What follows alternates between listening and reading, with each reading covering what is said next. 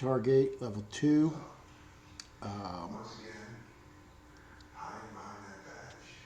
The fundamentals, and this is section 1, module 6, fundamentals 202, closest moves.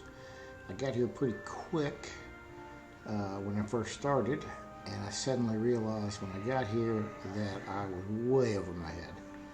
So I went back and discovered that indeed there are tremendous holes in my playing. I had to go back to lessons that I thought I knew and discovered that I didn't know them. And so now I'm back here and been working on this for a while. Thought I'd go ahead and make a video. I tell you, I found this really, really hard. It's hard because there are 3 different things you have to do at the same time. You have to know what chord in the progression you're in, the 1, the 2, the 3, the whatever. And I'm going to do a 1-4-5 chord progression because it's the simplest. You have to know what octave shape you're on. Also a 1, 2, 3, 4, or 5. Plus you have to know what key you're in so that you know what chord to actually go to. That's the 1 chord, the 4 chord, the 5 chord. And anything other than just a basic key in a basic progression, it gets really hard. So this has been great practice, and I'll continue to work on it. I'm going to go ahead and try to do what I do as the video for this one. Just simply do a 1-4-5 with my thinnest possible pick, so I don't have to think about that, without a metronome, so I don't have to think about that, and try to say, repeat to myself those 3 things so that I get them right. So we're going to do the 1-4-5 in the key of E. So it's going to be an E to an A to a B, 1-4-5 chord. But we can't start in the 4 in the octave shape 4 for our E, because the way this would go, if I started in octave shape 4, then I would go to octave shape 2 for my A, and then I would need to go to octave shape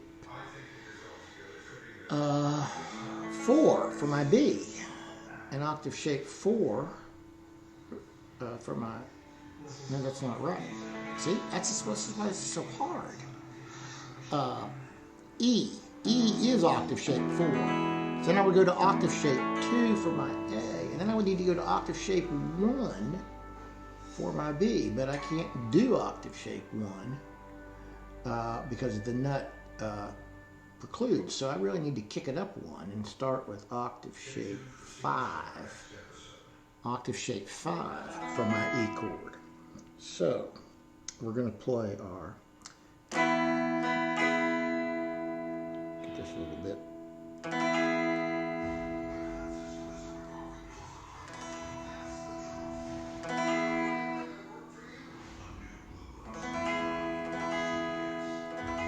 So we got our 1 chord as our E chord using octave shape 5.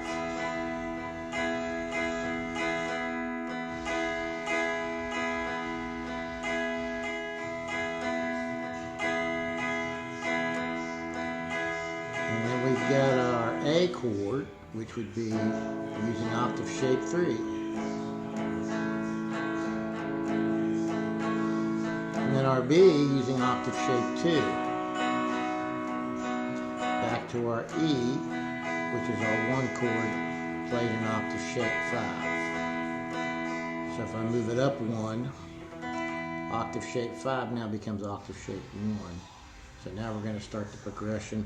E is our 1 chord, and that's in octave shape 1.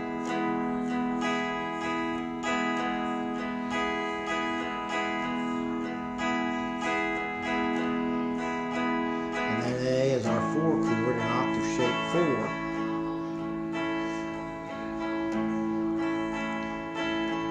And then B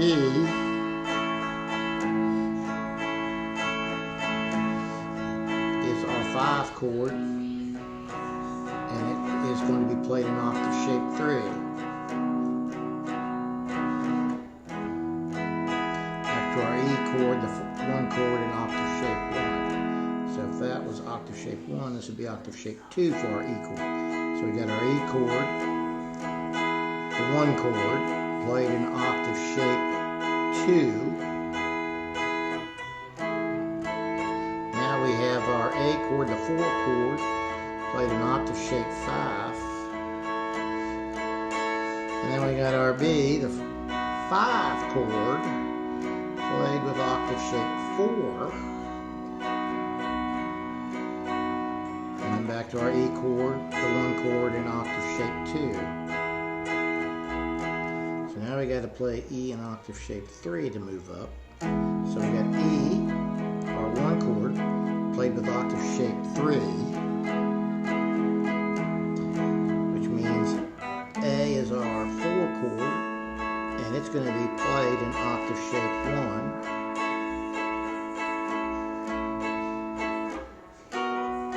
B is our 5 chord, which we would need to play in octave shape 5. Back to E, our 1 chord, played in octave shape 3. And now I can actually play the E the way that I wanted to play it down at the nut. So now we got E in octave shape 4, A in octave shape 2, and this time B in octave shape 1, back to E in octave shape 5. I'd go back down, but this video is long enough, but I do go back down when I do the exercise, and it's been a real eye-opener. So.